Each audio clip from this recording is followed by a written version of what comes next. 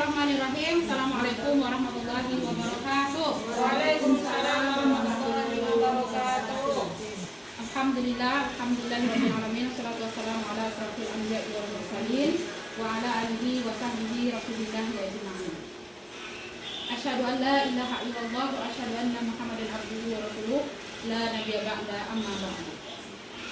Pertama dan terutama sekali, marilah kita terus memperbaharui rasa syukur kita kepada Allah Subhanahu wa taala karena sampai hari ini masih diberikan kita kesehatan dan kesempatan untuk bisa hadir di sekolah yang kita cintai ini. Ini adalah nikmat sehat yang perlu banyak-banyak kita syukuri kepada Allah karena tidak semua orang bisa berada di tempat kita. Mungkin saat ini banyak saudara-saudara kita yang berada di rumah sakit yang seharusnya mereka berkegiatan tapi tidak bisa berkegiatan. Kita diberikan nikmat sehat, maka tidak ada alasan kita untuk mengeluh ketika menjalankan kegiatan-kegiatan kita. Kemudian salawat beserta salam tak lupa pula kita kirimkan kepada Allah, semoga disampaikan kepada Nabi Muhammad sallallahu alaihi wasallam. Allahumma shalli ala Muhammad wa ala ali Muhammad. Bapak Ibu, Majelis Guru SD Negeri 16 Subu Alung, saya CGP Angkatan 10 Kabupaten Padang Pariaman, insya Allah akan menampilkan aksi nyata penerapan budaya positif pada modul 1.4. Ini adalah modul terakhir kami di modul 1 yang menjelaskan tentang budaya positif. Jadi budaya positif ini sengaja kami tularkan kepada Bapak dan Ibu agar bisa diterapkan di sekolah kita dan itu membudaya sehingga banyak perubahan-perubahan yang terjadi pada tingkat dasar anak didik kita, tingkat SMP dan SMA, sehingga mereka ini bisa nanti diterima di kehidupan masyarakat yang sebenarnya. Jadi ini adalah bagian dari tugas kami calon guru penggerak. Sebelumnya saya sebagai guru penggerak mengucapkan terima kasih yang sebesar-besarnya kepada Bapak dan Ibu serta ibu kepala sekolah kita karena sudah diberikan kesempatan untuk bisa berbagi dengan Bapak dan Ibu. Tentu saja waktu Bapak dan Ibu duduk di ruangan ini sangat mahal, tetapi sudah mau memberikan kepada saya secara percuma untuk mendengarkan saya memaparkan terkait aksi nyata ini. Semoga apa yang saya paparkan ini bisa kita pahami bersama dan bisa kita angsur-angsur untuk menerapkannya di sekolah kita. Kendati demikian, untuk mendukung kegiatan ini kita minta pengarahan dan sambutan yang akan disampaikan oleh kepala sekolah kita terlebih dahulu terkait budaya positif yang akan kita terapkan di sekolah kita. Kepada Ibu, waktu dan tempat dipersilakan.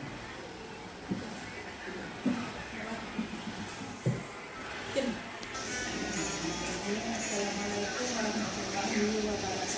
Waalaikumsalam warahmatullahi wabarakatuh. Alhamdulillah, alhamdulillah alamin. Wassalatu wassalamu ala asyrofil anbiya'i wal mursalin. Pertama, marilah kita memanjatkan rasa syukur kita kehadirat Allah karena berkat rahmatnya dan karunia-Nya kita masih diberi kesempatan untuk datang ke sekolah kita ini untuk melaksanakan tugas kita sehari-hari.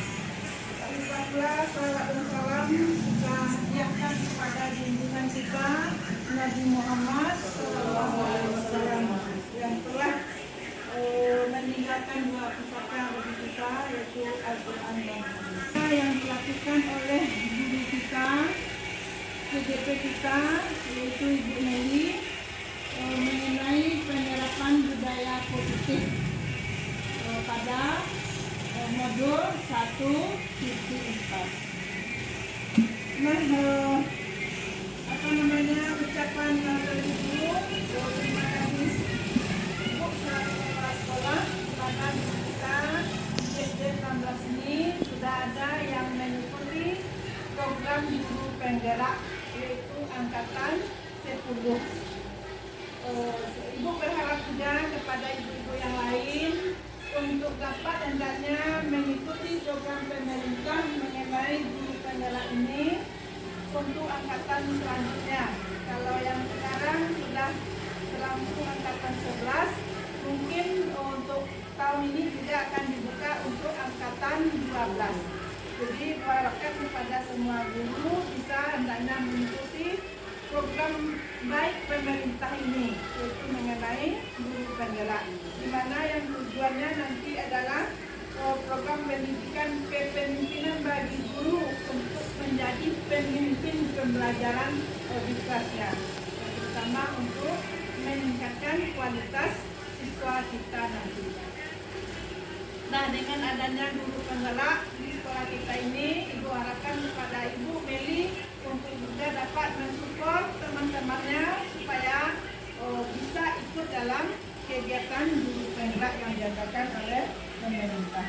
Jadi tujuan pemerintah sangat baik, di mana nantinya dengan adanya guru penggerak di SD 16 ini dapat lebih meningkatkan lagi kualitas pendidikan kita di SD 16 Lubuk Alun. Jadi itu marilah kita sama-sama menyaksikan aksi nyata kita Ibu Meli yang akan diadakan kali ini. Nah, itu penyampaian Ibu.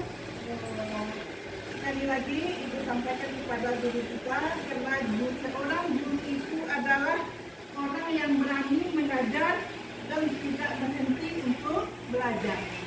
Juga seorang guru itu ibaratkan sebagai sebatang lilin yang membakar dirinya demi menyenangkan orang lain. Jadi itu penyampaian Ibu hari ini. Berhubungan dengan wabillahi taufiq wal hidayah. Assalamualaikum warahmatullahi wabarakatuh. Waalaikumsalam warahmatullahi wabarakatuh. Bismillahirrahmanirrahim. Assalamualaikum warahmatullahi wabarakatuh. Sebelumnya terima kasih kepada Ibu sudah meluangkan waktunya untuk bisa hadir di ruangan yang pada hari ini. Insyaallah saya CGP Angkatan ke-10 Kabupaten Sleman akan mensosialisasikan atau memberikan penggambaran terkait aksi nyata yaitu penerapan budaya positif. Bapak dan Ibu, kembali kita kembali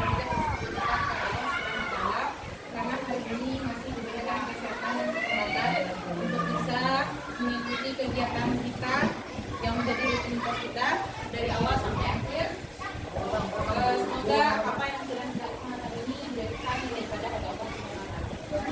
Dan salam alhamdulillah kita kirimkan kepada Allah, semoga disampaikan kepada Nabi Muhammad SAW. Baik, Bapak dan Ibu,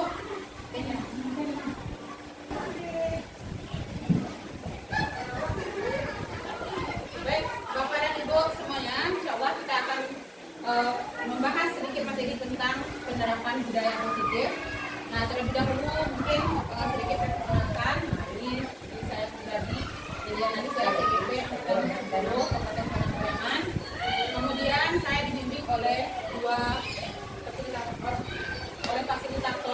fasilitator ini dosennya yang ibaratnya kalau kita kuliah itu dosennya yang mengajarkan kami setiap ruang kolaborasi. Beliau sebagai pemandu kegiatannya. Kemudian ada pengajar praktiknya seperti biasa Ibu Desi Mawenti yang selalu datang setiap bulan untuk melihat bagaimana perkembangan dari kegiatan penggerak. Baik, Bapak dan Ibu, kita akan membahas tentang konsep inti budaya positif. Konsep inti dari budaya positif ini terdiri atas beberapa bagian. Yang pertama itu ada perubahan paradigma belajar. Yang kedua ada disiplin positif. Yang ketiga ada nilai-nilai kebajikan. Yang keempat ada kebutuhan dasar manusia. Yang kelima motivasi perilaku manusia. Kemudian ada posisi kontrol guru. Kemudian ada keyakinan kelas. Dan terakhir segitiga repetisi. Insyaallah beberapa menit ke depan kita akan membahas terkait konsep inti dari budaya positif ini dengan paradigma baru. Nah, pembelajaran dengan paradigma baru sebagaimana sudah digalakkan di kurikulum merdeka, yaitu pembelajaran dengan berdiferensiasi. Berdiferensiasi sebagaimana kita ketahui berasal dari kata different yang artinya berbeda. Nah, setiap anak itu terlahir dengan kebutuhan yang berbeda. Sehingga guru menyajikan pembelajaran sesuai dengan keinginan, kebutuhan, bakat, serta minat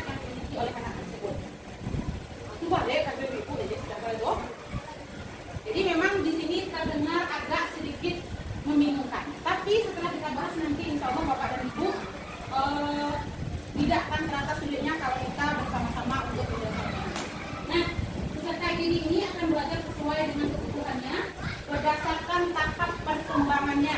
Jadi kalau kelas 1 mungkin seperti ini tahapnya, kelas 2 seperti ini, kelas 3 seperti ini, kelas 4 begini, kelas 5 begini, kelas 6 begini. Jadi kita tidak bisa samakan saja dari kelas 1 sampai kelas 6, tidak bisa. Akan berbeda-beda nanti proses dan caranya. Nah ini kita harus sesuaikan juga dengan teori psikologi modern untuk mewujudkan profil pelajar Pancasila yang sedang digalakkan di kurikulum mereka.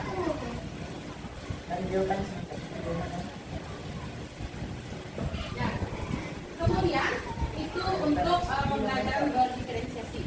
Itu yang Bapak Ibu. Kemudian ada miskonsepsi tentang teori kontrol. Nah, sebagaimana kita ketahui selama ini bahwasannya kita sebagai guru berpikir bahwa guru bisa mengontrol murid. Sebenarnya kita tidak pernah bisa mengontrol siapapun, termasuk murid kita. Yang bisa mengontrol murid kita itu hanya diri dia sendiri. Kita bisa mengontrol dia atau mengendalikan dia ketika dia mengizinkan kita untuk mengontrolnya. Contoh, ketika kita minta anak untuk mengambil sampah, kalau dia tidak mau bergerak mengambil sampah, maka dia tidak akan mengambil sampah. Tapi ketika kita minta dia untuk mengambil sampah, lalu diambilnya sampah itu, berarti dia mengizinkan dirinya untuk kita kontrol. Nah itu maksud dari ilusi dari guru mengontrol murid. Kemudian yang kedua, ilusi bahwa penguatan positif, efektif, dan bermanfaat. Sama seperti sebelumnya, guru berpikir dengan dia memberikan penguatan positif, itu akan menghasilkan hal-hal yang lebih efektif dan positif. Ternyata itu tidak, kalau seandainya murid itu tidak mau menerimanya. Kemudian yang ketiga, ilusi bahwa kritik dan membuat rasa bersalah mampu menguatkan karakter. Nah selama ini mungkin ada kita melakukan kesalahan dengan memberikan penghambatan atau mungkin kita mungkin awak pak aku dan bisa. Nah perasaan kalimat yang seperti itu ternyata tidak menguatkan karakter, tapi melahirkan kesedihan tersendiri di dalam diri anak itu sehingga menjadi dendam untuk kita. Kemudian yang terakhir, ilusi bahwa orang dewasa berhak memaksa. Oh sekarang kan ibu yang menyuruh. Nah, kalimat seperti itu ternyata orang dewasa berhak memaksa itu miskonsepsi kita terhadap teori kontrol. Jadi sebenarnya kontrol itu hanya bisa dilakukan oleh diri pribadi murid itu sendiri. Apakah dia mengizinkan kita untuk mengontrolnya atau tidak? Kemudian selanjutnya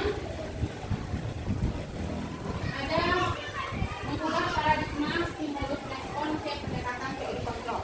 Sebagaimana tadi miskonsepsi yang sudah disampaikan di pertama tadi, bahwa ada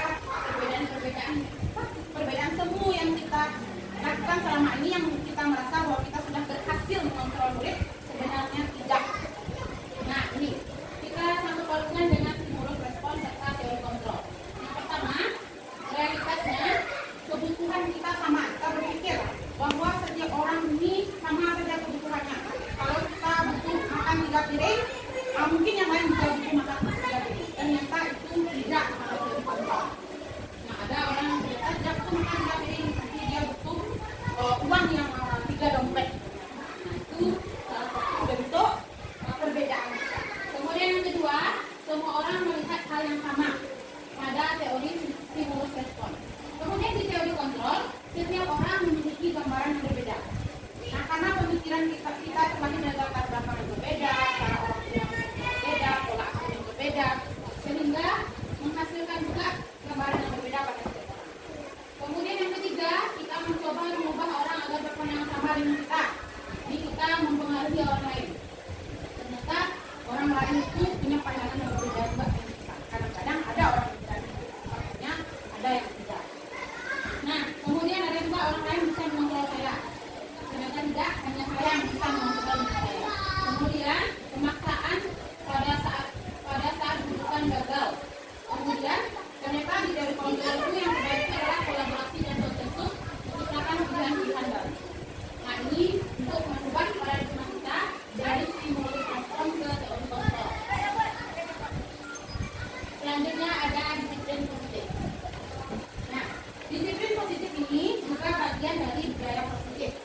Nah, disiplin itu sebagaimana arti katanya, yaitu belajar. Disiplin mengacu pada disiplin diri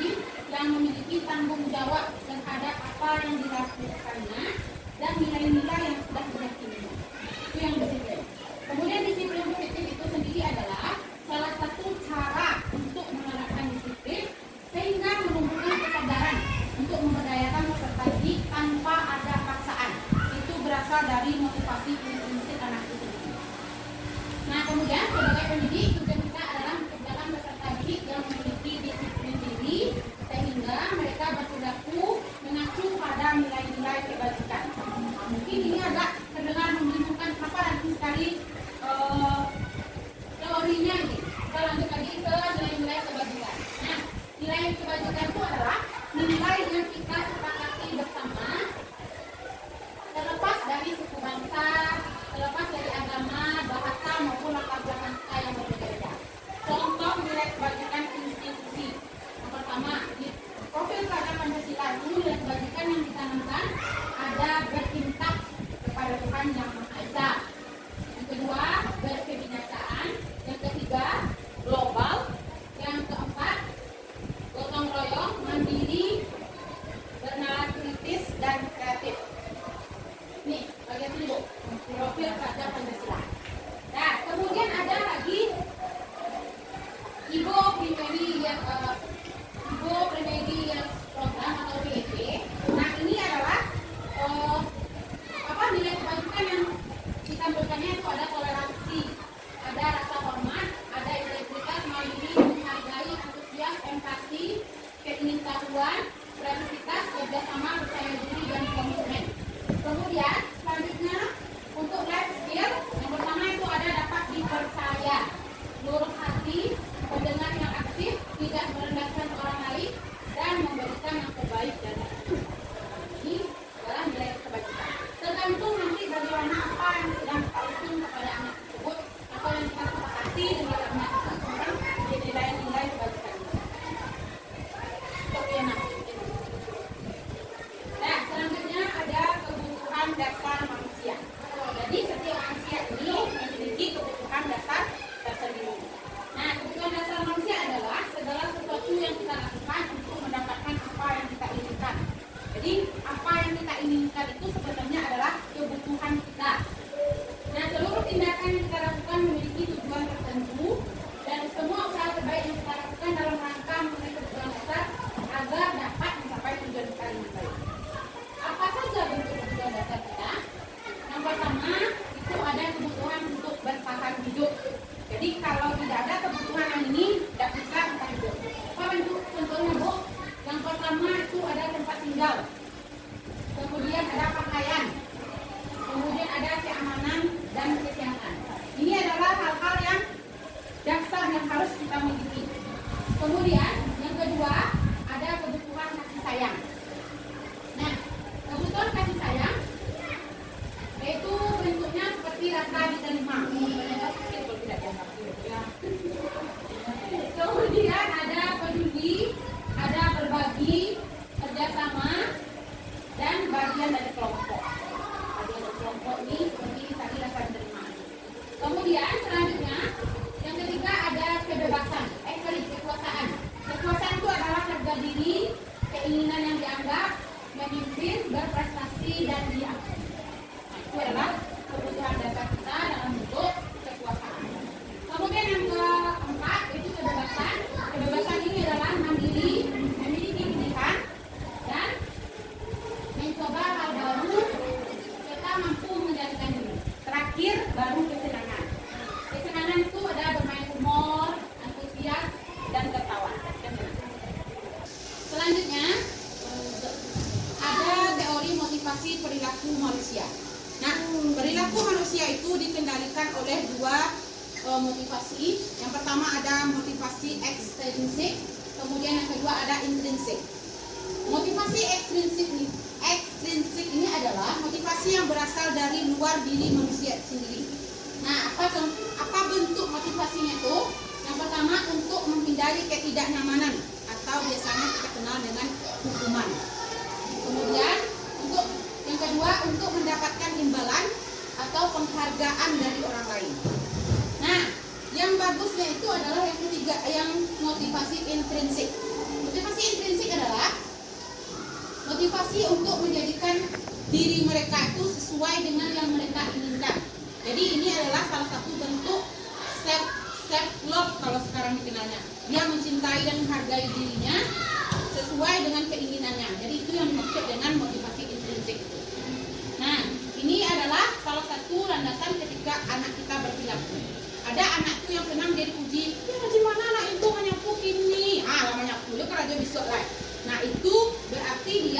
mendapatkan motivasi ekstrinsik. Berarti dia mendapatkan motivasi intrinsik, yaitu mendapatkan imbalan pujian dari orang lain. Kemudian ada juga anak kita yang ketika kita suruh, awas besok kena piket, pokoknya dihukum bisa ketaban muka, baru kamu nyaku. Berarti itu dia menghindari hukuman. Nah, tapi ada juga anak yang tidak kita suruh, yang tidak kita minta. Kalau tahu dia tanggung jawabnya piket, maka dia akan piket. Nah, motivasi intrinsik inilah yang akan kita tumbuhkan pada diri masing-masing. Ya, selanjutnya kita dihukum oleh penghargaan. Penghargaan itu berlaku sama dengan hukuman. Dalam arti kata memenuhi suatu tujuan tertentu dari orang yang meminta atau membujuk.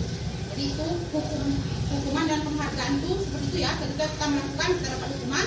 Kalau ketika kita tidak melakukan kita dapat hukuman. Ketika kita melakukan kita dapat penghargaan. Jadi itu yang maksud dihukum oleh penghargaan. Apa kira-kira pengaruh dari penghargaan itu? Yang pertama, pengaruhnya jangka pendek dan jangka panjang. Ada jangka pendeknya itu karena merasa terpuaskan dirinya ketika mendapatkan penghargaan itu. Kemudian kalau jangka panjangnya, kadang-kadang ada orang yang ketika dia sudah terbiasa mendapatkan penghargaan itu, dia merasa menjadi sebuah kebiasaan. Ada orang yang tidak, kalau ada dapat penghargaan lain nyol. Kemudian ada penghargaan yang mendukung. Kemudian penghargaan itu mengurangi ketepatan karena ingin cepat dapat saja. Jadi mereka hanya fokus kepada penghargaannya. Kemudian penghargaan itu kurang efektif. Kemudian penghargaan dapat merusak hubungan. Ada perasaan iri dan dengki dari sesama anggota mungkin merasa, oh kok dia dapat penghargaan kok saya tidak, padahal kita sama. Ada seperti itu. Kita lanjut saja kepada Ibu. Selanjutnya, bentuk program kebajikan yang bisa kita lakukan di kelas kita. Salah satunya adalah apresiasi. Nah, apresiasi ini adalah bentuk penghargaan yang sangat disarankan dalam kurikulum Merdeka. Nah, pengakuan secara khusus dan pribadi. Jadi kalau memuji itu, misalnya nama anak kita Fatir, Santiang pernah Fatir ini, jadi jelas salah tujuan.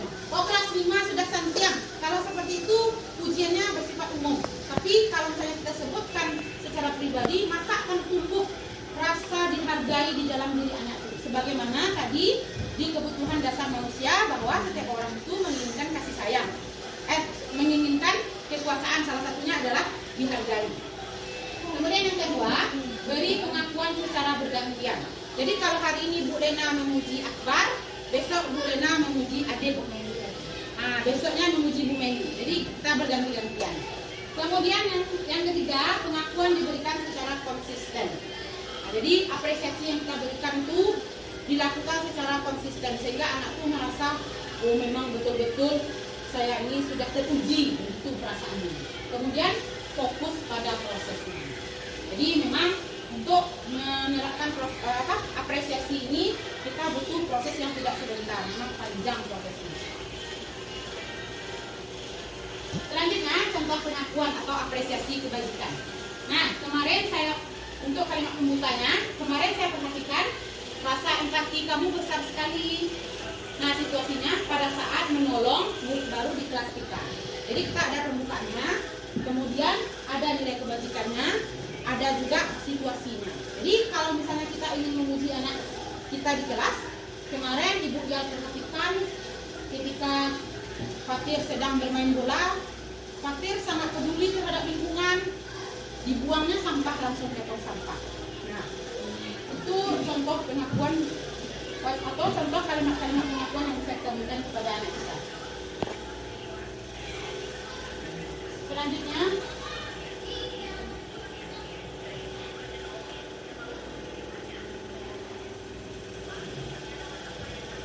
ada hukuman atau konsekuensi. Nah, kalau misalnya apa beda hukuman dan konsekuensi? Sebenarnya ini terlihat sama, tapi sebenarnya mereka berbeda. Ini mungkin ada tindakan guru itu mencatat 100 kali di buku dengan kalimat saya tidak akan terlambat. Itu adalah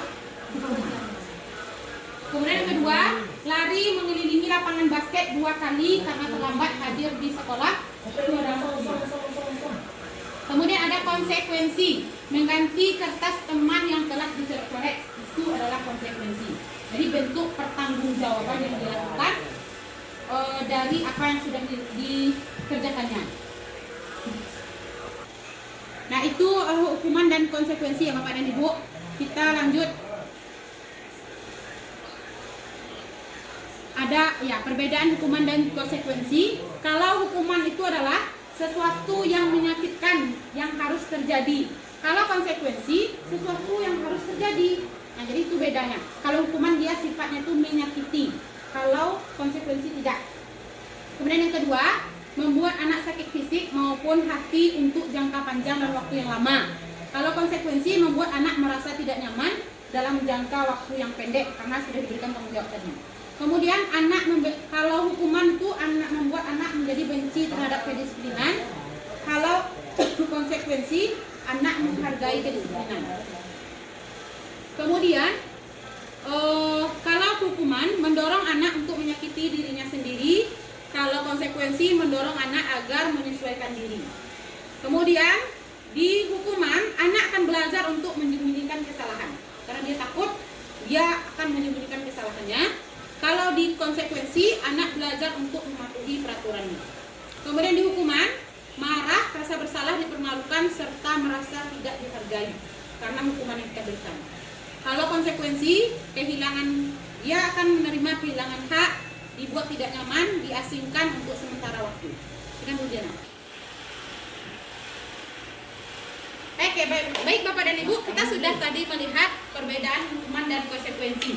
Sekarang kita ingin juga melihat Bapak Ibu bagaimana bagaimana bentuk hukuman bagaimana bentuk kalimat yang bentuknya hukuman di mata Bapak dan Ibu.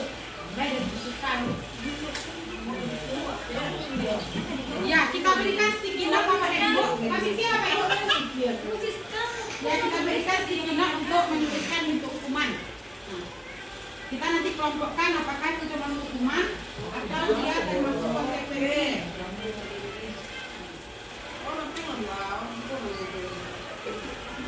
Ayo,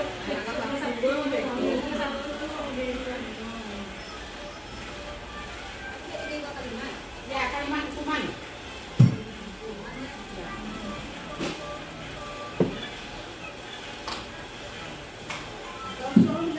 Yo langsung aja Bu.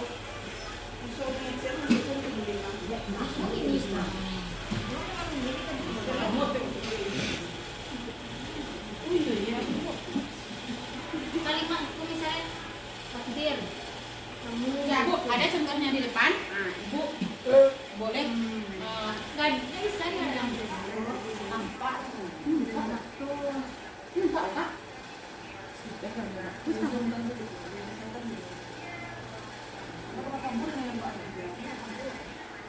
Nah, ini lah.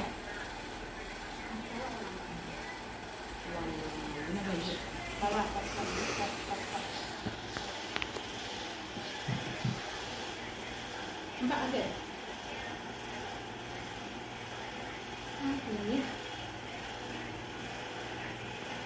Itu di mana?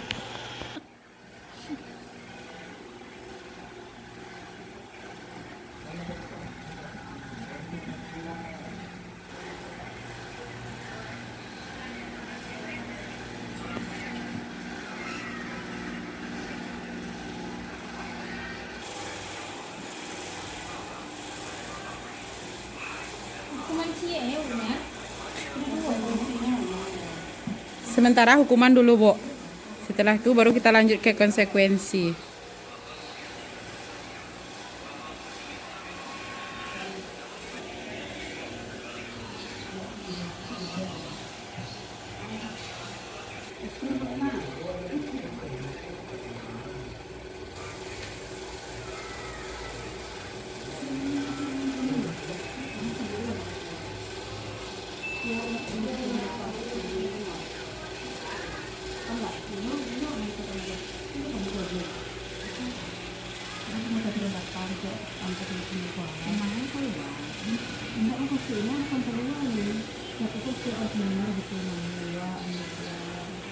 Ya,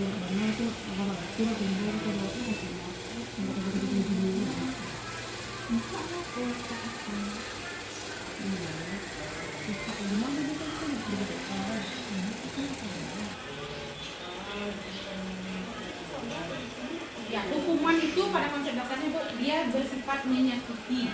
Kalau konsekuensi itu dia merasa bertanggung jawab. Nah, itu perbedaan dasar di antara hukuman dan konsekuensi. Kan? Kita bacakan. Nah, salah tuh. Setelah kumennya, sebelum hukuman itu. Bang harus menunggu sampai karena datang terlambat, gitu ya Bu ya. Nah, ini termasuk hukuman.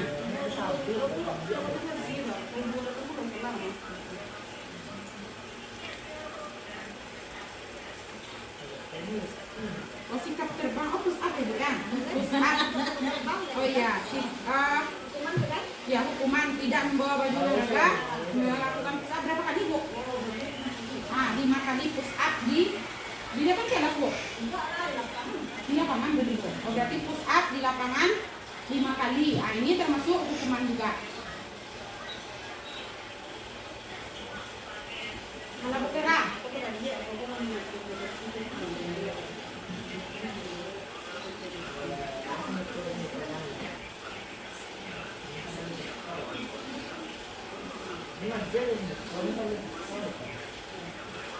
satu lagi buat kalimat 100 kali saya akan menjaga kebersihan, gitu ya Bu ya. Nah, jadi ini juga termasuk hukuman. Nah, jadi kalimat seperti itu adalah bentuk hukuman yang kita berikan kepada anak didik kita. Kemudian kita akan coba membuat kalimat konsekuensi lagi Bapak Ibu.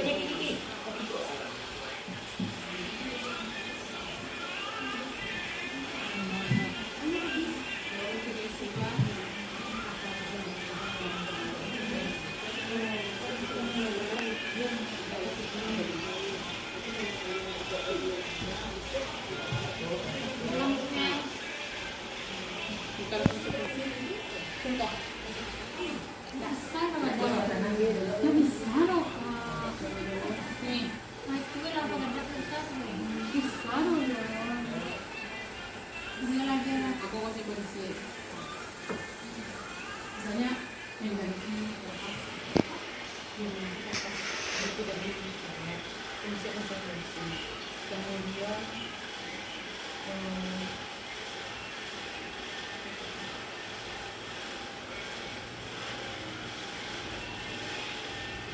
membersihkan lidah setelah menggunakan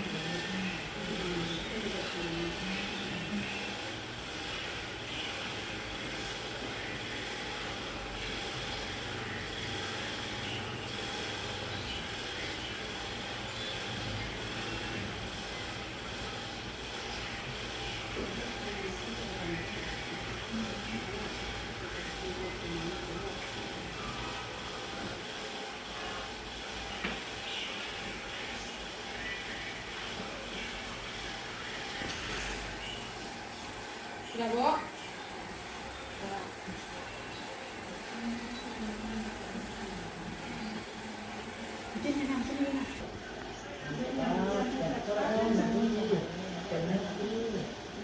Kamu membersihkan jendela kelas yang ditekan ke dalam.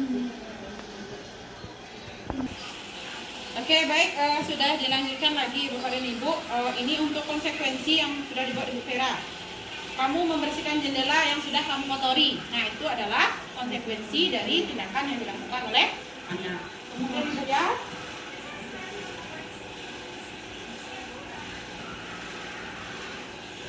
oke, ketika kelasnya banyak yang tidak membawa baju olahraga, maka seluruhnya akan belajar di dalam kelas dan tidak keluar ke lapangan. Itu ya Bu ya, itu sebuah konsekuensi ya Bu ya.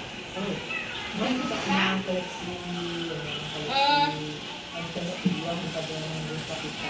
Surabaya harus setiap anak yang mematahkan pensil teman, dia harus mengganti lagi dengan yang baru. Nah, itu juga termasuk konsekuensi. Baik Bapak dan Ibu, mungkin itu pemahaman kita tentang hukuman dan konsekuensi. Jadi dapat disimpulkan bahwa hukuman ini sifatnya menyakiti yang memberikan luka kepada anak itu secara fisik dan mental. Kalau konsekuensi itu memberikan penyadaran kepada anak. Tapi sebenarnya keduanya ini sebaiknya tidak kita pakai. Nah, apa yang akan kita pakai? Nah, kita masuk ke materi berikutnya.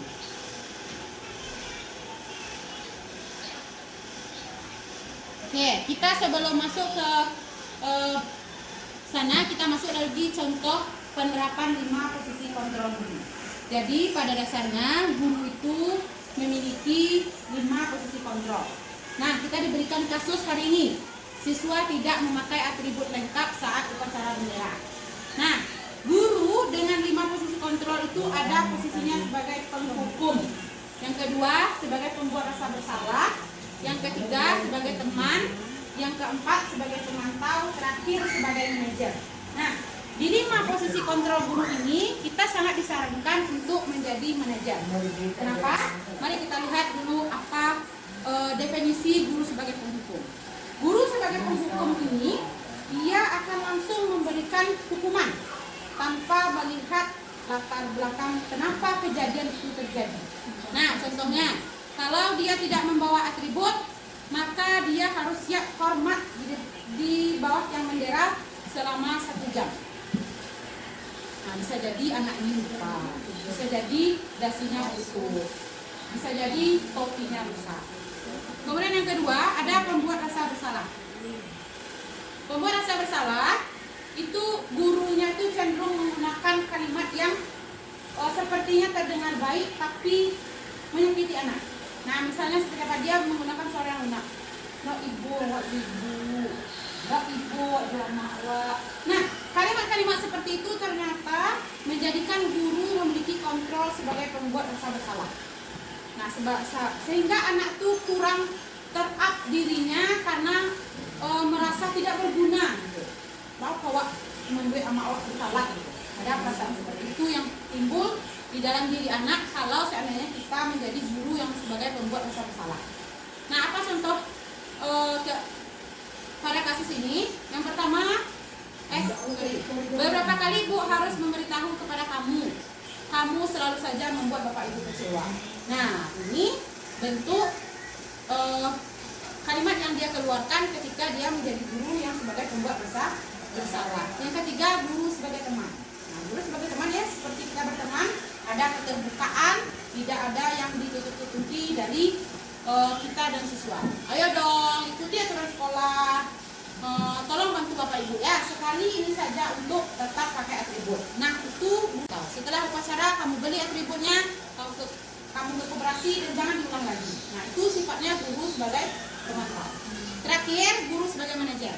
Nah, kita sebagai manajer ini kita tidak mengingatkan apa dia yang salah, kenapa dia dihukum, kenapa dia dipanggil, kenapa dia bersalah. Tidak itu lagi kita lakukan. Tapi kita memberikan penyadaran kepada anak. Seperti ini. Apakah kamu tahu kesalahanmu? Kalau kita mendekat ke anaknya, kita tanyakan apakah kamu tahu kesalahanmu? Nah, kira-kira bagaimana kamu memperbaiki kesalahanmu? Jadi anak itu dibangun pemikirannya tentang kesalahan yang dia lakukan, apa yang harus dilakukannya, sehingga anak itu tidak stuck menerima dari kita.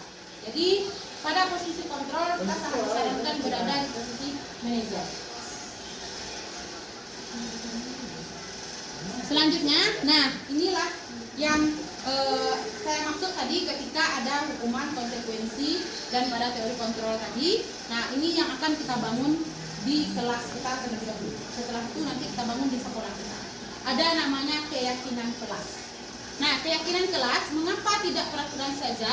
Mengapa harus keyakinan kelas? Nah, mengapa kita memiliki peraturan harus menggunakan helm ketika mengendarai kendaraan roda 2? Kemudian mengapa kita memiliki peraturan 3M, menggunakan masker, mencuci tangan, dan lain sebagainya. Kemudian mengapa kita memiliki peraturan harus datang tepat waktu pada saat mengikuti pelatihan. Untuk mendukung motivasi intrinsik, kembalikan lagi kita ke nilai-nilai keyakinan untuk lebih menggerakkan seseorang dibandingkan serangkaian peraturan-peraturan.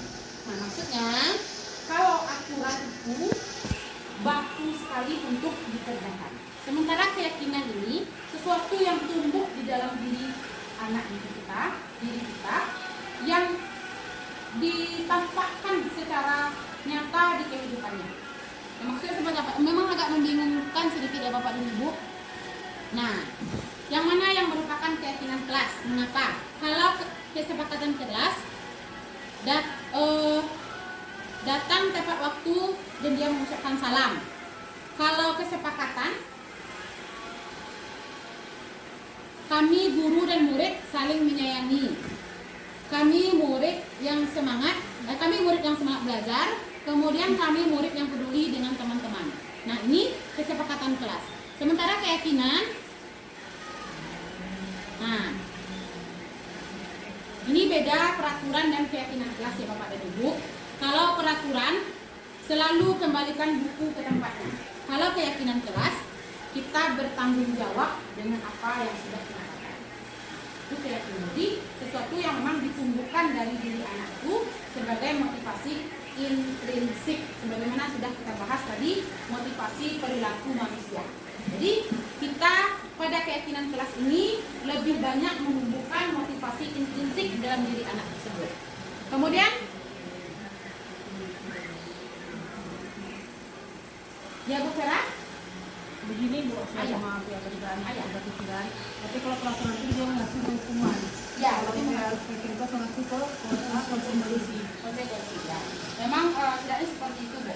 Jadi memang kita menghidupkan motivasi intrinsik dalam diri anak itu untuk melakukan segala sesuatu yang menjadi tugasnya. Kemudian yang kedua, dilarang mengganggu orang lain.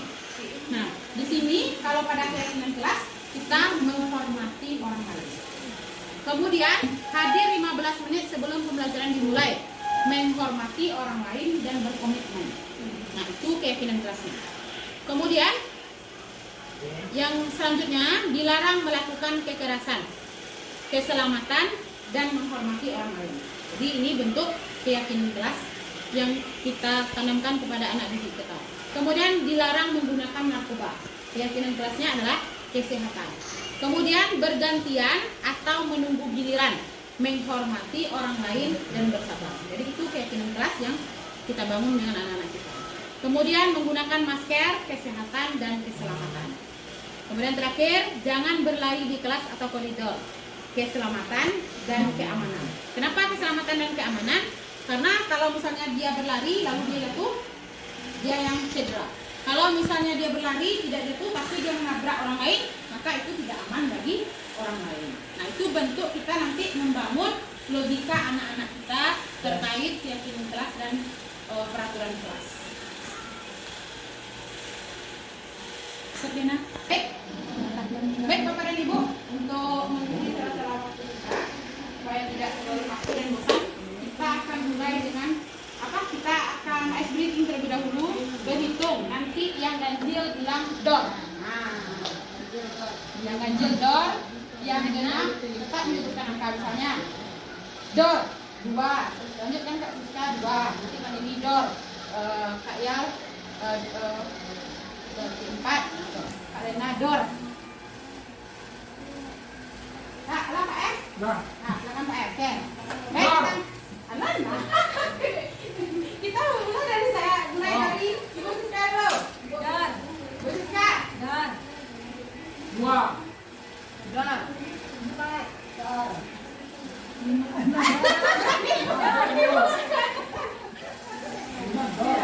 Jadi kita uji konsentrasinya. Kita ulang sekali lagi karena itu simulasi dari orang ya. Nah, mulai. Mulai dari Bu lagi. Nah, Bu. Dor. Nah, enggak. Bu. Benar. Mau tahu tadi loh. 2. Dor. Yang anjir dor. 4. Dor. Dor. 5. Dor. Ya, jadi seperti itu ya Beb ya, kita uji konsentrasi. Oke, selanjutnya ucapkan apa yang saya pegang. Katakan apa yang saya pegang, bukan ucapkan apa yang saya ucapkan. Oke, baik. Jadinya jadi Bapak Ibu semuanya telinga. Kalau saya pegang telinga berarti Bapak Ibu mengucapkan telinga. Kalau saya misalnya mengucapkan mulut, berarti Bapak Ibu mengucapkan kalau saya memegang mulut berarti Bapak Ibu mengucapkan mulut, walaupun saya mengucapkan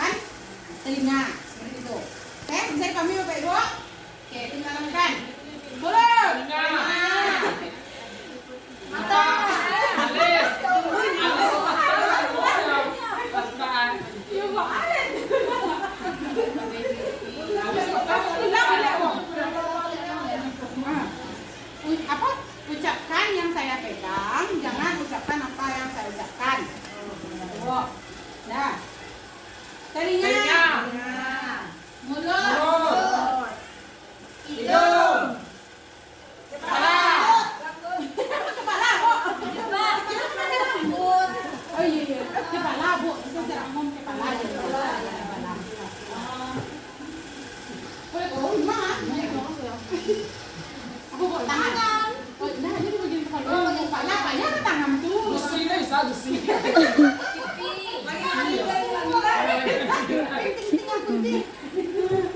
Hidung.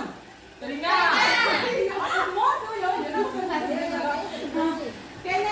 Kepala. Kene. Tidak. Jidat tuh dari kok.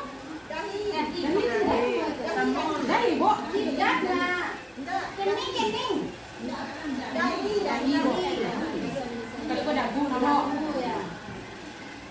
Dagu. Dagu. Hidung. Telinga. Kepala. Kepala. Mata. Mata. Mulut. Mulut. Telinga. Telinga. Mata. Hidung. Oke, baik, Bu, terima kasih. Sudah sangat konsentrasi sekali peserta kita hari ini. Kita lanjutkan lagi ke materi berikutnya. Nah, sekarang kita masuk ke apa itu restitusi. Nah, restitusi adalah proses menciptakan kondisi bagi murid untuk memperbaiki kesalahannya. Nah, berangkat dari materi-materi sebelumnya kita, sehingga mereka bisa kembali pada kelompok dan diterima oleh kelompok itu dengan karakter yang lebih kuat. Restitusi merupakan proses kolaboratif yang mengajarkan untuk murid mencari solusi untuk masalah mereka dan membantu murid berpikir tentang orang seperti apa yang mereka inginkan, seperti apa idola mereka, dan bagaimana mereka harus memperlakukan orang lain. Jadi pada restitusi ini kita akan membuat anak kita itu menjadi manusia seutuhnya. Begitu. Selanjutnya, apa 9 ciri dari restitusi? Yang pertama, bukan untuk menebus kesalahan, tapi belajar dari kesalahan. Nah, yang kedua, restitusi ini dia memiliki ciri itu memperbaiki hubungan. Jadi tidak untuk menjudge, menyalahkan atau memberikan hukuman dan lain sebagainya, tapi dia untuk memperbaiki hubungan. Kemudian yang ketiga, dia bersifat tawaran, bukan paksaan. Jadi ketika kita menyelesaikan masalah dengan restitusi ini, bukan berarti kita memaksa anak itu seperti yang kita inginkan, bukan. Kemudian yang keempat, restitusi menuntun untuk melihat ke dalam diri. Nah, kemudian selanjutnya, restitusi mencari kebutuhan dasar yang mendasari tindakan itu. Kemudian restitusi diri adalah cara yang paling baik. Kemudian restitusi fokus pada karakter, bukan pada tindakan. Kemudian yang kedelapan, restitusi fokus pada solusi. Kemudian yang kesembilan, restitusi mengembalikan murid yang berbuat salah pada kelompok itu. Mungkin ini agak terdengar sedikit membingungkan yang Bapak dan Ibu ya. Nanti kita akan jelaskan lebih lanjut tentang segitiga restitusi. Nah, segitiga restitusi satu proses dialog yang dijalankan oleh guru agar dapat menghasilkan murid yang mandiri dan bertanggung jawab. Bagaimana prosesnya? Prosesnya ada 3. Yang pertama itu menstabilkan identitas. Yang kedua, validasi tindakan. Yang terakhir, menanyakan keyakinan. Jadi pada proses segitiga restitusi ini, yang pertama itu ada kesalahan tadi, menstabilkan identitas dulu. Jadi ketika misalnya anak kita, misalnya si Akbar dengan si Adik langsung dikenju si Adik dan si Akbar, maka yang harus guru lakukan adalah panggil keduanya dulu. Keduanya kita stabilkan identitas. Bagaimana caranya? Kenapa apa yang terjadi antara Akbar dan Adik? Jumbo awak dikenju kok di perpanjangan awak di si Akbar kok itu lah banyak drama Bapak Ibu. Nah, kita sampaikan kepada si Adit sebagai orang yang terluka atau korban berbuat salah itu wajar. Nah, kita sampaikan juga kepada anak yang satunya lagi berbuat salah itu wajar, atau mungkin Bapak dan Ibu kita mengakui sendiri Bapak dan Ibu juga pernah melakukan kesalahan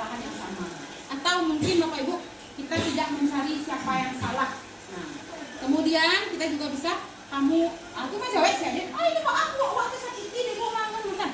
Nah, kamu berhak merasa tersakiti, merasa dizalimi dan lain sebagainya. Itu bentuk kita menstabilkan identitas. Artinya di sana kita mengiyakan apa yang sedang mereka rasakan pada saat itu. Mungkin siapa yang merasa, kok awak penawak ini tidak ego dari si adik.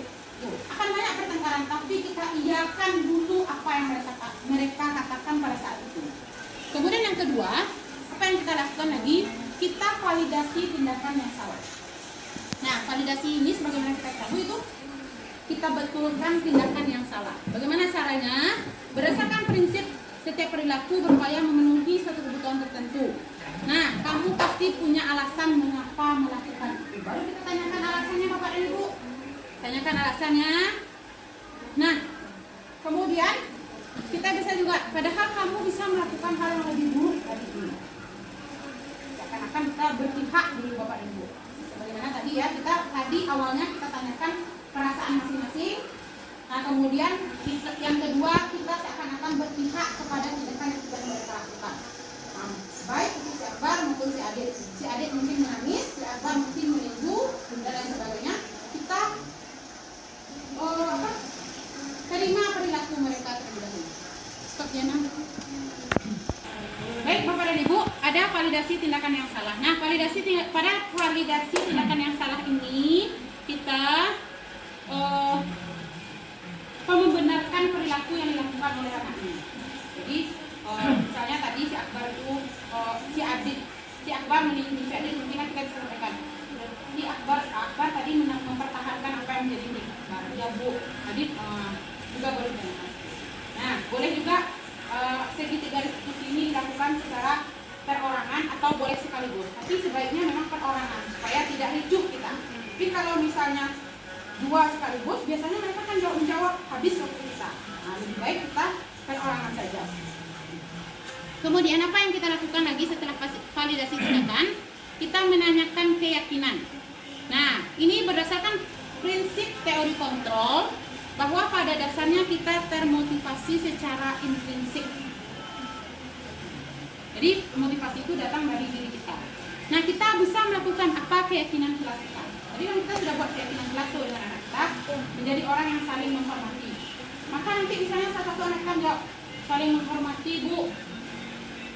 Saling menghormati. Kalau misalnya kita mengambil hak orang lain, mengambil barang orang lain, apakah kita sudah menghormati itu? Jadi seperti itu Bu, kita tanyakan seperti itu. Nah, kalau misalnya dia menjawab Bu, berarti tidak menghormati orang lain. Nah, itu adalah bentuk kita menanyakan keyakinannya. Kemudian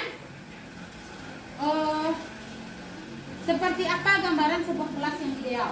Oh, kelas yang ideal itu kelas yang kompak, kelas yang begini, kelas yang begitu. Nah, itu juga termasuk validasi menanyakan keyakinan. Nah, begitu ya Bapak dan Ibu. Nah, oke baik. Untuk supaya lebih mudahnya kita memahaminya, maka kita hari ini akan praktek bagaimana menerapkan segitiga restitusi. Setuju Bapak Ibu? Setuju. Siapa kira-kira yang akan membantu? Dulu lah. Ada Maya dan Siska Dewita. Nah, ini kita akan simulasi bagaimana penyelesaian masalah menggunakan segitiga restitusi. Action dimulai.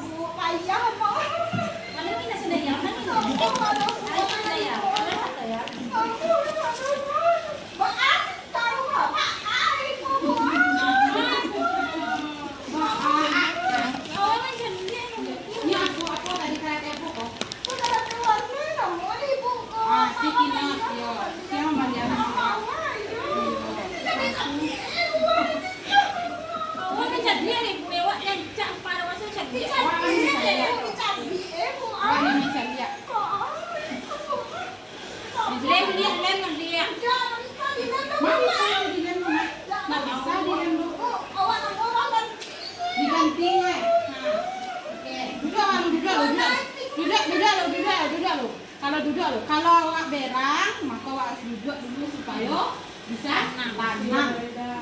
Nah, baik anak ibu. Nah, jadi Ba'a cari tu awak ni tadi. Saya akan menceritakan saya ibu. Awak itu loh. Awak tu saya kalau tewan awak. Kalau kita tak mau dari ibu mah. Saya langsung kita di proses kau ibu digaji ibu cantik cantik sekali ada ibu. Awalnya oh tuh ya, jangan tuh cantik orang kue lu buka. Dia mau ngecek semuanya dulu. Kan aku yang menjawab dia kalau ibu ngecek semuanya. Kalau aku pertanyaan ibu ke Siska, baru Siska menjawab. Nah, tu Ba'a sedih dia kini kok. Kau dia balik nama iya loh. Payang mau mandian ibu mah. Tinggal dulu ibu petang dulu. Tu Payang mau. bapak sepaso aja mak mau yang itu. Dua kan ni mewah ya. Ibu petang ibu mah. Nah, Siska Ba'a kok sampai bersahabat karena kawan. Oh, cantik dia itu. Tuh Robi. Jadi kalau awak menginginkan sesuatu yang rancak tuh pasti nak. Bukan nama kayak itu dulu mah Nio punya kawan, dia rancak untuk Di warna itu cerah nampak. warna cerah lah rancak. Nah, pertanyaan ibu ini boleh awak mandiat punya kawan tanpa izin? Ya boleh. Kita diwak celia, jangan mulai izin dulu. Jadi kalau misalnya kawan awak membutuhkan sesuatu, apa tindakan yang harus awak lakukan? Misalnya dia pinjam, boleh dipinjam. Tadinya ada yang pinjaman ke kawannya. Dia dulu berarti. Buat senang aku gambar itu warna mencak punya ibu tua. Itu rusak itu sekali kawan. Dia sangat suka ya dengan itu ya.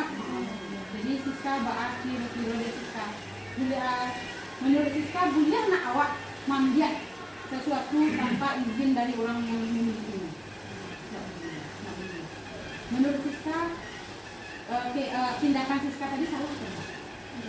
Salah. Jadi kini dia Ba'a menurut dia Siska salah atau Siska benar? Iya, jadi cantik itu wah. Kalau yang cantiknya ada wah itu. Cantik wah. Ibu dulu pernah lo mencabiak buku kawan ibu. Ibu pernah lo melakukan kesalahan yang seperti itu sampai ibu mencabiak buku kawan ibu. Tapi setiap manusia pasti ada kesalahan. Tugas manusia lain yang menerima kesalahan orang itu apa yang harus dilakukan? Minta maaf kalau kita yang si bersalah. Kalau misalnya awak tidak salah, apa yang awak harus lakukan ya?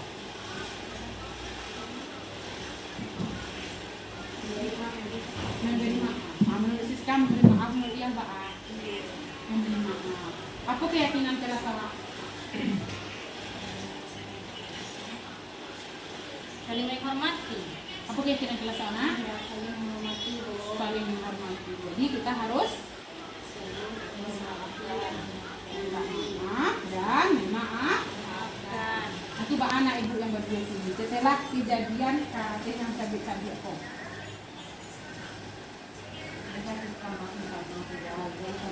Nah yang mau Siska minta maaf kayak dia yang mau memaafkan Siska. Nah, berarti minta maaf. Bisa boleh diulang kali ya. Apa yang harus dilakukan bisa kalau seandainya awak ingin mencari punya kawan? Minta izin. Berbagi. Nah, apa yang harus dilakukan bisa kalau bisa kawan yang sudah kan beri pinjaman supaya tidak bisa dan disampaikan ke kawan itu untuk manja. Bisa anak ibu kawan melihat? Oke, terima kasih anak ibu, silakan kembali ke tempat ini. Nah, jadi Bapak dan Ibu, kira-kira praktek segitiga restitusi itu seperti itu. Kita tanyakan perasaan masing-masing, kita turut merasakan, jangan kita melihat waktu baik. Tidak boleh seperti itu. Jadi kita tidak boleh menjudge orang anak ataupun orang lain dengan perasaan kita. Balik baik bana sedikit tapi tulang heboh doa. Itu tidak boleh. Sebaiknya kita tanyakan dulu perasaannya. Mungkin ini sangat berharga seperti yang kita tanyakan ke Ibu Maya tadi. Ini ternyata dibelikan oleh orang tuanya yang dengan tidak ada uang. Dipaksa-paksakan juga untuk membeli. Berarti ini barang sangat berharga bagi Ibu Maya. Nah makanya kita perlu untuk melakukan validasi tindakan itu.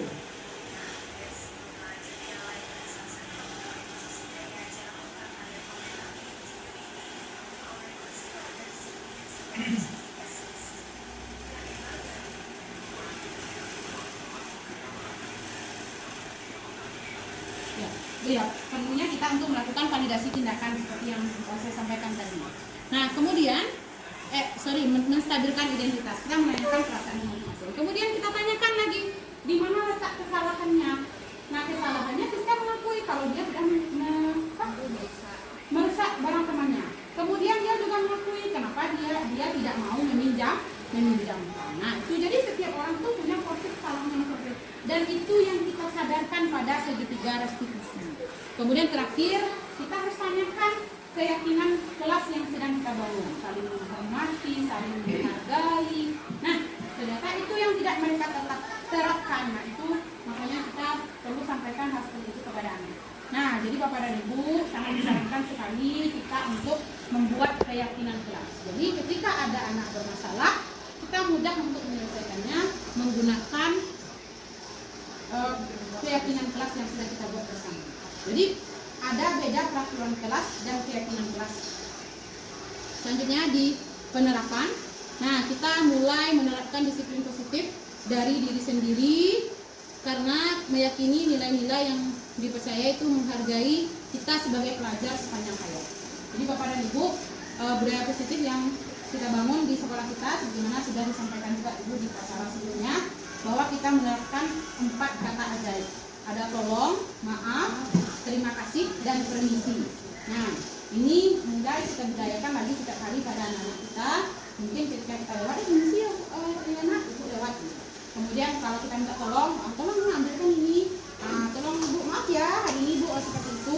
Nah, kita sampaikan seperti itu. Walaupun terdengarnya Pak Allah akan minta maaf anak, tapi ini adalah bagian dari kita melatih anak kita memiliki karakter yang baik. Kemudian budaya positif yang kedua yang sudah kita terapkan, mungkin sudah dilakukan juga, yaitu memulai pembelajaran dengan membaca surah pendek. Saya yakin Bapak dan Ibu sudah melakukan itu di kelasnya.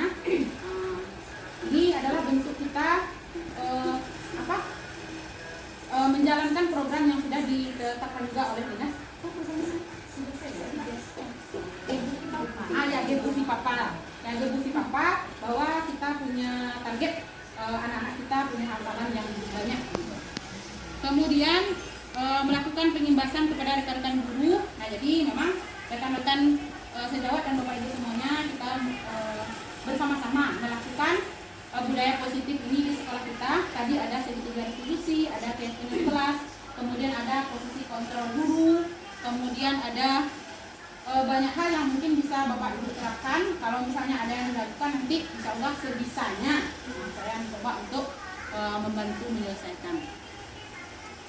Kemudian kesimpulan, setelah memahami materi modul ini, seperti ya Bapak dan Ibu, saya mungkin menempatkan diri pada posisi kontrol sebagai manajer, kemudian membuat keyakinan kelas serta menyelesaikan masalah dengan tahapan restitusi.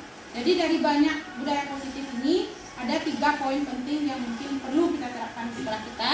Yang pertama itu kita sebagai guru menempatkan diri kita sebagai manajer. Kemudian yang kedua, kita membuat keyakinan kelas, tidak lagi peraturan kelas. Tetap ada peraturan kelas, tapi ada juga keyakinan kelas yang kita bangun. Kemudian menyelesaikan masalah dengan segitiga restitusi, atau mungkin lebih seringnya kita kenal dengan membangun logika anaknya. Tidak lagi kita menjudge anak atau mungkin menyalah-nyalahkan dan lain sebagainya. Nah, seperti itu Bapak dan Ibu penyampaian saya terkait materi budaya positif yang ada di modul 1.4. Sekian dan terima kasih. Semoga apa yang Bapak Ibu berikan hari ini, waktu dan kesempatan yang sangat berbahagia ini menjadikan saya lebih baik di masa depan. Bila taufiq hidayah, assalamualaikum warahmatullahi wabarakatuh. Waalaikumsalam warahmatullahi wabarakatuh. Faktir, kemarin Faktir ada yang dipanggil kan? Kenapa yang dipanggil Faktir kemarin? Karena Faktir pakai sandal. Kenapa Faktir pakai sandal di sekolah? Waktu besar, sepatunya basah. Hari sebelumnya hujan. Nggak ada hujan. Terus basahnya mana? Di mana basah sepatu Faktir? Disiram jeruan atau masuk ke dalam selokan, kemudian disiram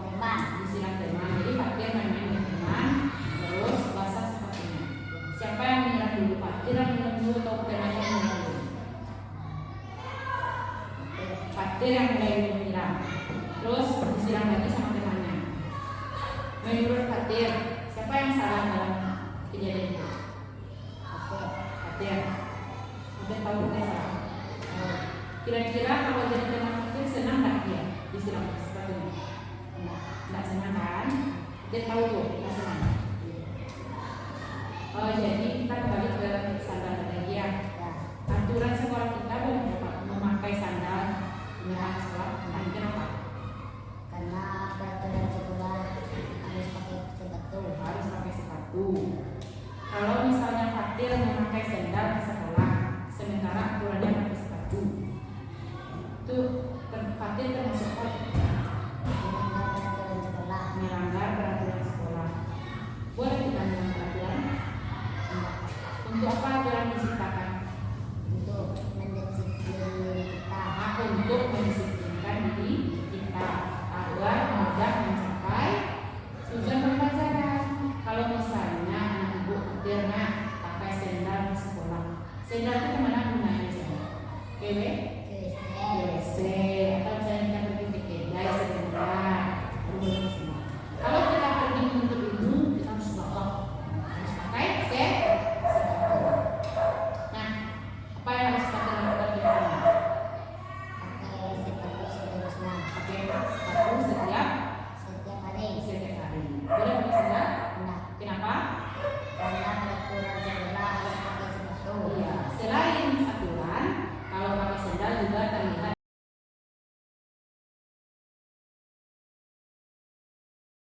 Baik Bapak dan Ibu semuanya, insya Allah SD 16 Subalong sudah dilakukan aksi nyata modul 1.4. Hari ini kita minta umpan balik dari teman-teman rekan guru terkait materi budaya positif. Bagaimana respon teman-teman? Kita nantikan ya Bapak dan Ibu. Assalamualaikum warahmatullahi wabarakatuh. Baik, dari penyampaian Ibu Meli tadi itu tentang keyakinan kelas. Sebelumnya ada yang di kelas kita itu ada peraturan yang kita buat di dalam kelas. Nah, jadi sekarang di dalam diarahkan kepada keyakinan kelas, yaitu tentang nilai-nilai kebajikan yang kita sepakati bersama dengan anak. Jadi untuk ditonjolkan sehingga memberikan kenyamanan perlakuan hak terhadap setiap warga kelas. Contohnya itu peraturan yang ada di kelas 2 tentang anak tidak boleh makan sambil berdiri di dalam kelas, atau makan sambil belajar, atau dalam belajar anak tidak boleh lari-larian. Jadi kesepakatan tersebut contohnya tadi itu tentang anak tidak boleh makan di dalam kelas. Jadi keyakinan tersebut diganti dengan saling menghormati dan saling menghargai, karena tidak semua anak yang bisa makan di dalam kelas. Jadi begitu ya Bu ya penerapan keyakinan kelas di kelas Ibu. Sebelumnya aturannya anak tidak boleh makan di dalam kelas. Sekarang disampaikan kepada mereka harus saling menghargai bahwa setiap anak tidak makan pada saat itu. Untuk menghargainya kita tidak boleh makan di dalam kelas. Oke, terima kasih Bu Siska atas bantuannya. Lanjut. Baik, itulah mungkin hasil pemahaman yang materi yang telah disampaikan di sini. Itu saja kami. Baik Ibu Vera, bagaimana umpan baliknya tentang penyampaian budaya positif pada aksi nyata Ibu Meli kemarin? Oke, baiklah Bu Meli. Jadi dengan penjelasan dari Bu Meli kemarin mengenai segitiga restitusi, jadi selama ini saya hanya menggunakan cara lama, yang mana kalau ada masalah anak selalu saya memandoi. Saya nggak mau tahu kenapa, itu saya udah dapat solusi sendiri tanpa memikirkan anak itu kenapa kok bisa begitu, yang anak ini kenapa begitu, tanpa saya perhatikan, selalu saya memandoi. Tapi karena penjelasan dari Bu Meli kemarin, saya udah tahu bagaimana caranya menyelesaikan masalah dengan mengetahui apa sebab dari anak ini, kenapa kok begini anak ini, sehingga kita bisa menyelesaikan dengan damai masalah itu. Oke. Terima kasih Bu Vera, semoga bermanfaat ilmunya. Kami senang sekali berbagi ilmu dengan Bu Vera. Terima kasih Bu Vera.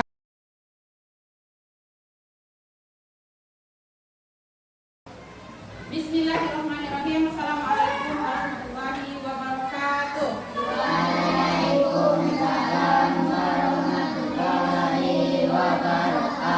Nah, bagaimana kabar anak ibu pagi ini? Baik. Alhamdulillah. Oke, baik.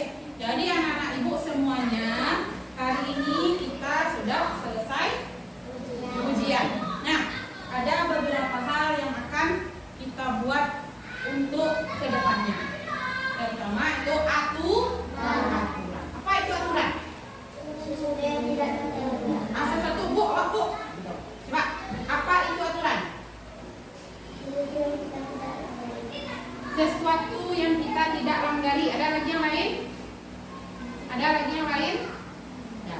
Jadi aturan itu adalah sesuatu yang dibuat untuk menertibkan. Yang tidak, kalau bisa tidak boleh bilang. Paham? Ya, jadi hari ini kita akan membuat aturan untuk kelas kita. Supaya apa? Supaya kelas kita tertib. Supaya apa? Supaya tertib. Oke, baik, nah Ibu,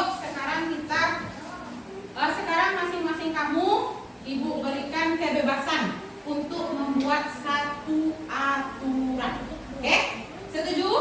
Setuju? Setuju anak Ibu? Setuju? Oke, baik.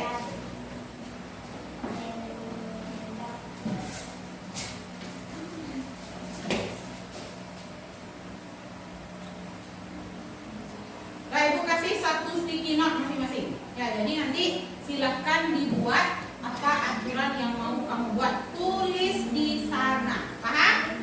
Paham?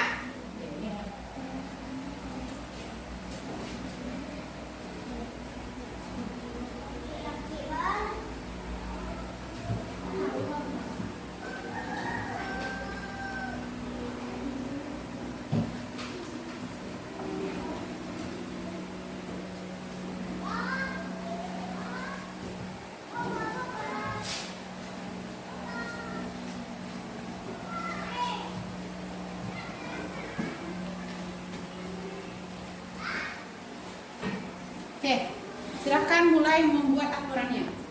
Mau aturan yang seperti apa yang mau anak Ibu buat?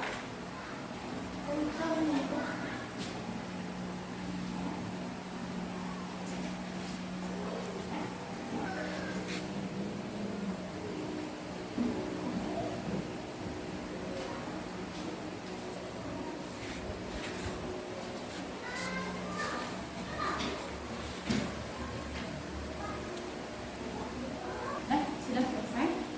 Gampang, tepat waktu.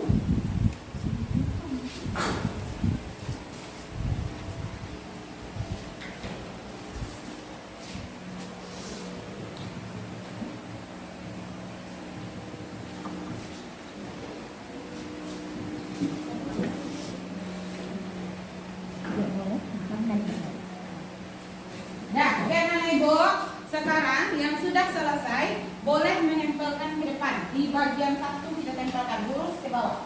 Ya, yang sudah selesai maju ke depan lagi untuk menempelkannya. Kan ada lainnya kan? Ya, maju ke depan. Ya.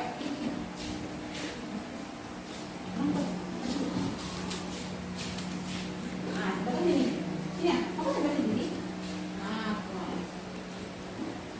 ya. Bawahnya. Nah, terus. Dan lagi, ya sini yang udah selesai. Nanti kita baca bersama-sama ya. Sudah dibuat oleh teman-teman. Sampai SD. Ya. Nah, udah bagus ya Bu. Ya.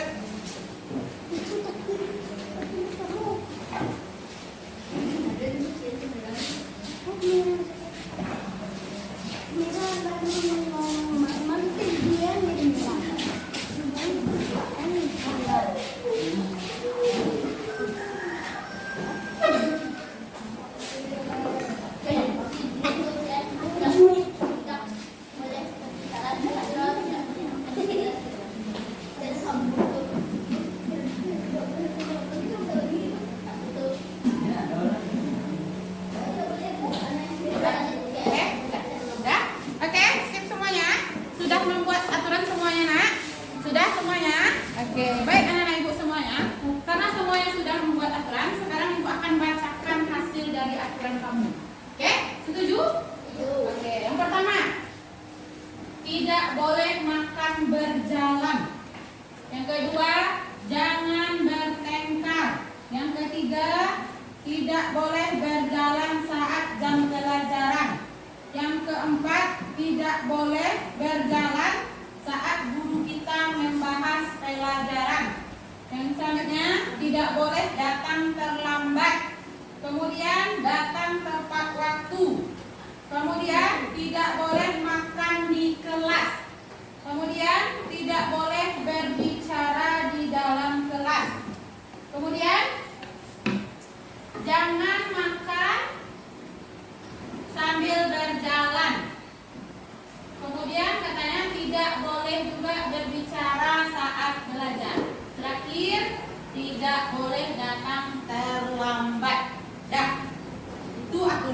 sudah kamu buat.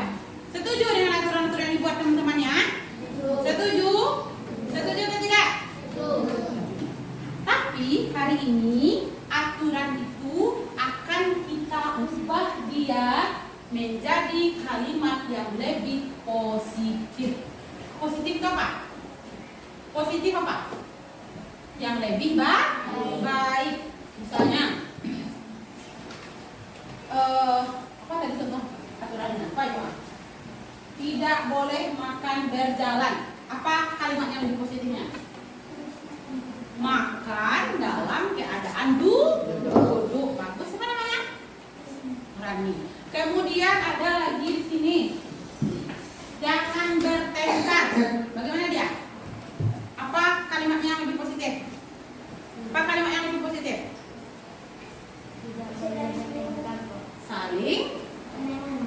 Saling menghargai. Ya. Oke, sekarang Ibu kasih lagi kamu sticky note. Nah, kamu kan tadi sudah membuat aturan masing-masing ya. Ingat aturannya? Ingat aturan masing-masing? Sekarang kita ubah lagi aturannya. Nanti boleh ditanyakan ke Ibu, Bu, tadi saya punya aturan tidak boleh makan berjalan. Misalnya seperti itu ya. Bagaimana kalimatnya yang lebih positif? Bu, boleh bertanya seperti itu. Ya, tapi kalau sudah tahu, tidak perlu lagi ditanyakan. Paham? Paham toh? Oke, sip. Bagikan lagi ya.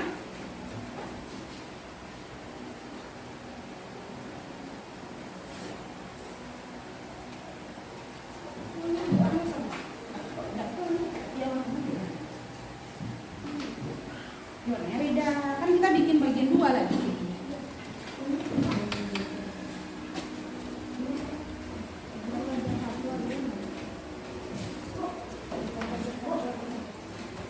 Nah, iya. Kita kan udah beda bagian. Itu kan ada bagian 2. Jadi bagian 2 beda lagi warnanya.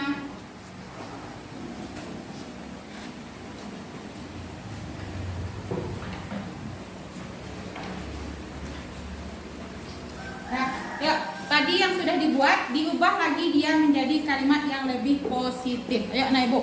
Nanti kalau ada yang tidak bisa, boleh ditanyakan ke Ibu. Siapa yang tidak bisa mengubahnya? Bisa? Bisa Ibu? Damar bisa, Damar? Bisa. Sana? Bisa. Oke, sip. Tunggu ya. Kerjaan.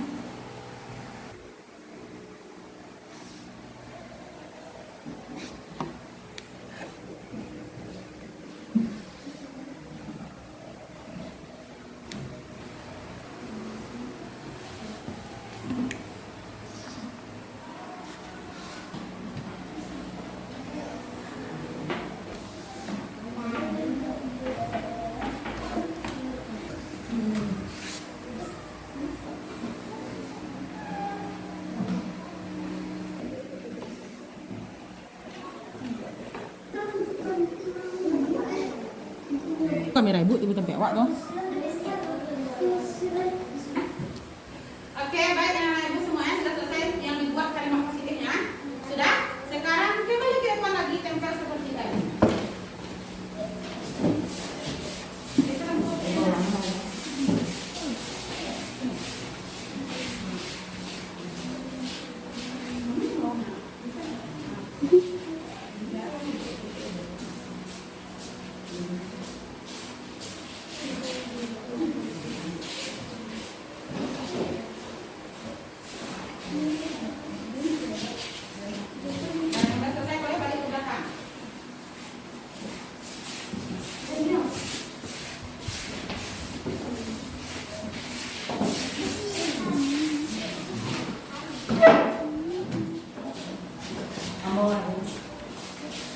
Oke, sudah selesai? Sudah. Sekarang Ibu akan bacakan lagi hasil kalimat positif yang sudah kamu buat. Ternyata anak-anak Ibu kelas 4 ini di luar dugaan Ibu. Tadi Ibu berpikir, nak, kayaknya kalau kelas 4 ini bisa mereka kira-kira membuat aturannya. Ibu sempat berpikir seperti itu. Ternyata di luar dugaan Ibu. Pintar-pintar anak kelas 4 ini. Ya. Ya. Ya, pintar kamu semuanya. Ya, hebat-hebat kalimatnya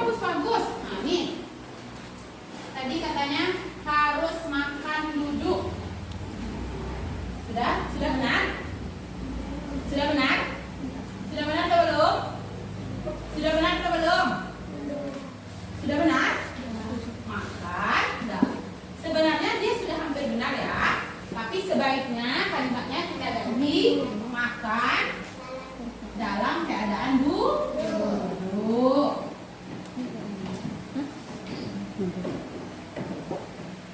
Kemudian yang kedua, saling menghargai. Bagus. Siapa yang buat ini? Saling menghargai. Siapa buat? Kenapa? Adik. Oh iya, bagus. Saling menghargai. Oke. Akbar. Oh iya. Teknis ya. Yang kedua, kita harus datang tepat waktu supaya kita disiplin. Nah, siapa yang bikin tuh? Bos. Kemudian yang ketiga, datang tepat waktu. Boleh, bagus juga. Yang ketiga, misalnya saat guru menjelaskan pelajaran, kita duduk dengan baik dan sopan. Siapa yang buat tuh? Bagus. Good. Apa nih? Makan sambil duduk. Kemudian, oke, maksudnya ini makan dalam keadaan duduk. Siapa tuh yang buat? Damar. Oke, Damar. Kemudian makan dalam keadaan duduk juga. Kemudian duduk saat jam pelajaran berlangsung. Siapa tuh? Ya. Selanjutnya, makan harus saat apa? Makannya harus pada saat jam istirahat. Siapa yang punya? Oke, siapa namanya? Siapa? Jihan. Oke, bagus Jihan. Selanjutnya, duduk di bangku saat jam pelajaran. Iya. Bagus semuanya. Alhamdulillah anak-anak ibu sudah berhasil membuat kalimat positif dari aturannya. Jadi aturan-aturan yang kita buat itu kadang-kadang dia ada yang bernuansa negatif. Tidak boleh berjalan. Tuh duduk di terus. Nah, jadi berjalan saat ada keperluan saja. Nah, oke, baik. Anak-anak ibu, kita sudah membuat kalimat positifnya. Nah, sekarang kita akan membuat lagi keyakinan kelas. Nah, seperti judulnya yang di depan ini ada namanya keyakinan kelas. Apa itu keyakinan? Keyakinan awak kelas bagus. Ada lagi yang menjawab. Nah, apa itu keyakinan kelas? Ada lagi? Lagi yang bisa naik ibu? Suci tahu?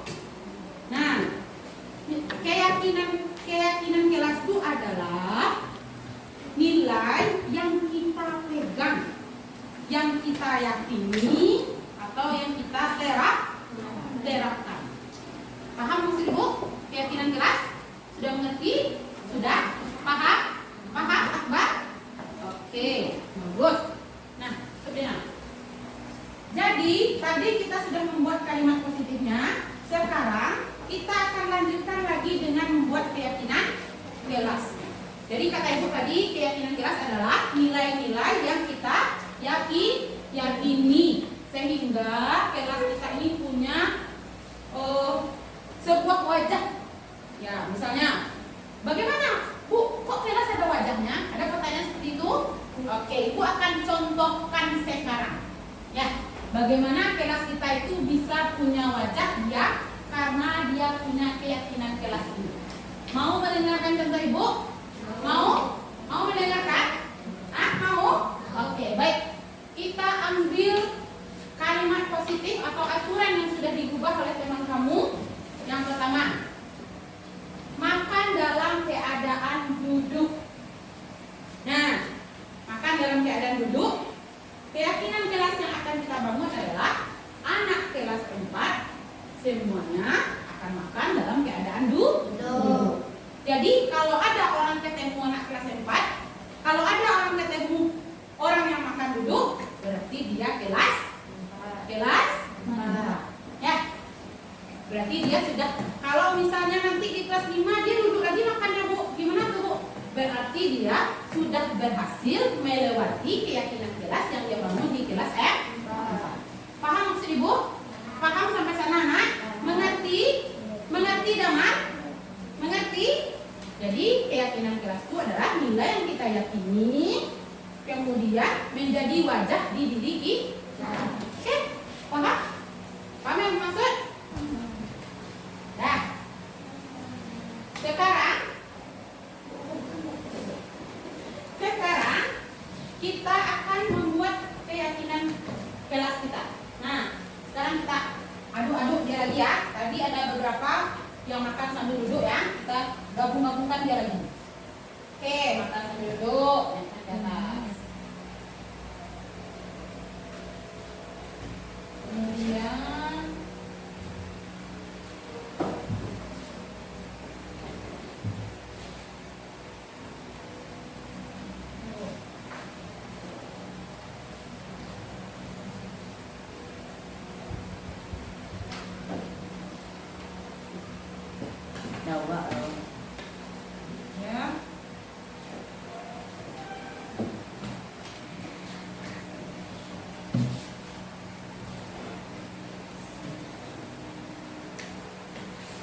Oke, baik. Nah, bisa kemudian apa? Nah, setelah ibu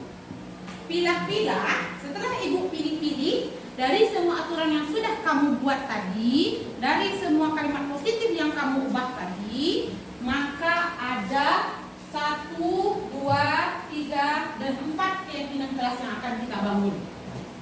Berapa? 4. Ini sudah sepakat semuanya 4 ini? Ya, Bu. Nah, yang pertama, makan dalam keadaan duduk. Setuju? Setuju? Oke, bagus.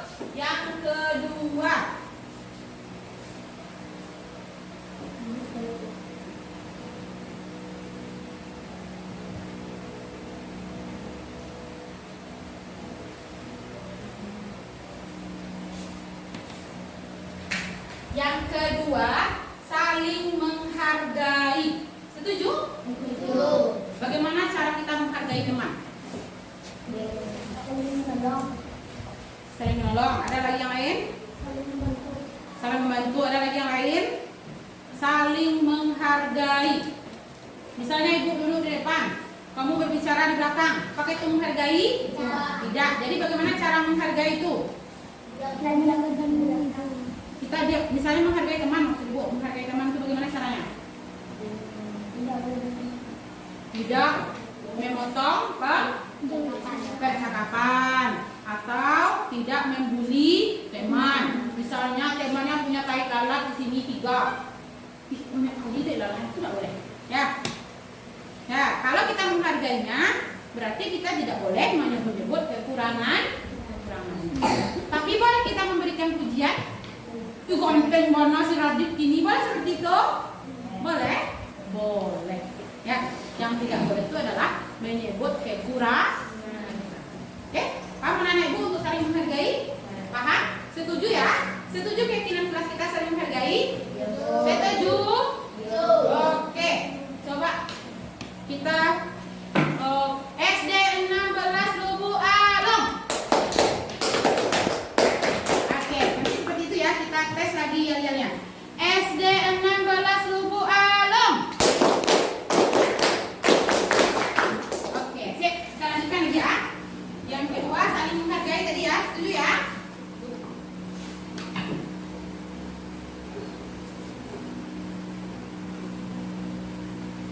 Kemudian yang ketiga, ini datang tepat waktu. Ada ibu anak-anak ibu yang suka terlambat sini? Tidak ada ya? Ada yang suka terlambat. Jam berapa datangnya nak? Jam 7. Jam 7 datangnya. Ah, terus kenapa dibilang temannya terlambat? Kan jam 7 belum terlambat lagi. Kita terlambatnya jam berapa? 7.15. 11. Kamu jam berapa datang sebenarnya? Sebenarnya setengah 8 kamu datang. Kalau bel berbunyi 7.15, kita datang setengah 8, itu namanya terlambat. Berarti salah nak kamu terlambat? Salah. Boleh kita terlambat. Ibu pernah terlambat? Pernah ibu terlambat? Pernah ibu terlambat nak?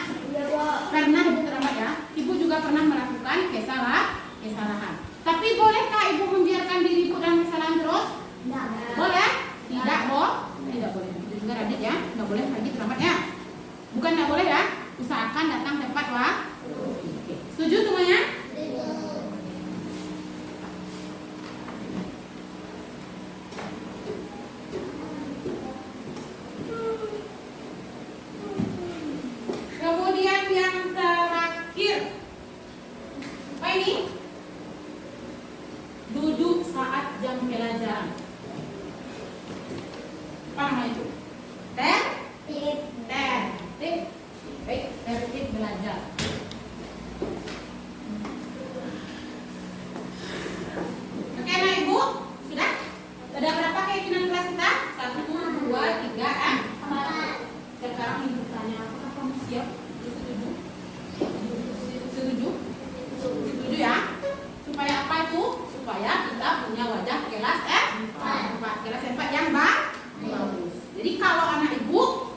punya 4 nilai ini, 4 keyakinan ini. Kalau dia makan dia duduk.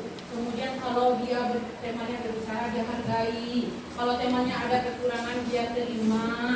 Kalau misalnya temanya melakukan kesalahan dia maafkan. Maka dia sudah saling menghargai. Yang ketiga, datang tepat waktu. Bel kita yang berapa berbunyi? 7.15. Anak ibu datang 7.10. Apakah dia terlambat? Berarti dia sudah disiplin. Sudah datang tepat waktu. Kemudian terakhir, kalau anak ibu belajar, dia duduk yang rapi, didengarkannya ibunya menjelaskan. Apakah anak ibu sudah tertib? Sudah? Sudah dia laksanakan keyakinan kelasnya? Sudah? Setuju ya ibu? Oke, jadi anak-anak ibu semuanya, itu kira-kira perilaku yang harus kita tunjukkan dalam keyakinan kelas yang sudah kita buat. Setuju ya ibu semuanya? Setuju untuk makan duduk? Setuju? Oke, kita buktikan mulai hari ini sampai nanti dewasa. Bisa? Bisa nak ibu? Bisa? Kapan saja kita harus makan duduk? Saat jam istirahat, di rumah dan di mana saja. Di mana saja. Gus. Oke, yang kedua, saling menghargai. Di mana saja kita harus saling menghargai? Di kelas, di lapangan, di rumah dan di mana saja. Kalau anak ibu sudah menerapkan itu semua, keempat nilai ini, maka dia sudah menunjukkan wajah kelas 4 yang bagus. Ya. Kemudian kalau dia tertib belajar, oke, setuju semuanya? Setuju? Ibu sebagai wali kelasnya juga harus seperti itu. Ibu juga akan usahakan untuk makan dalam keadaan duduk. Kemudian saling menghargai. Kalau ada anak ibu salah, ibu juga akan menghargai. Nah, kemudian datang tepat waktu. Kemudian tertib belajar. Ketika mengajar, ibu fokus untuk mengajar.